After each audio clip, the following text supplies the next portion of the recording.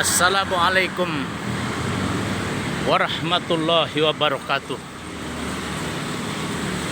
Selamat berjumpa kembali para pecinta demokrasi di bumi Lambung Mangkurat. Pilgub Provinsi Kalimantan Selatan yang akan diselenggarakan pada tanggal 9 Desember 2020 yang akan datang cukup menarik untuk kita cermati bersama. Pilgub tahun 2020 ini memiliki nuansa psikologis yang sangat menarik.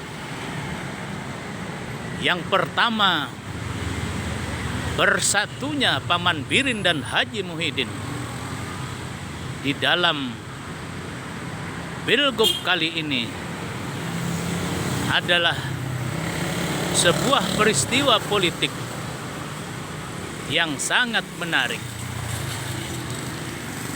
Dengan bersatunya dua tokoh yang pada tahun 2015 yang lalu berseteru untuk memperebutkan jabatan gubernur.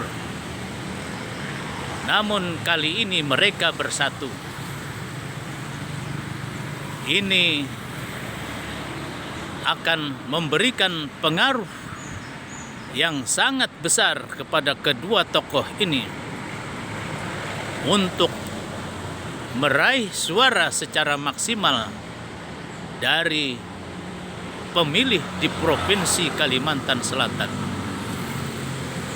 Yang kedua adalah munculnya pendekar hukum tata negara Profesor Dr. Haji Denny Indrayana yang merupakan putra daerah kelahiran Kota Baru ini menjadi sebuah fenomena politik yang memberi nilai tersendiri di dalam pilkada tahun 2020 ini. Hadirnya pasangan Denny Indrayana dengan semboyan dan semangat melawan money politik di dalam pilkada sungguh akan menarik perhatian masyarakat.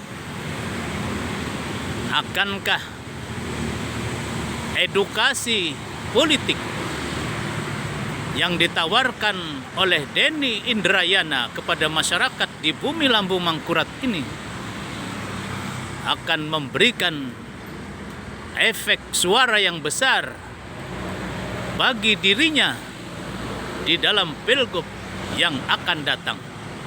Fahmi Amrusi, Rumah Banjar melaporkan.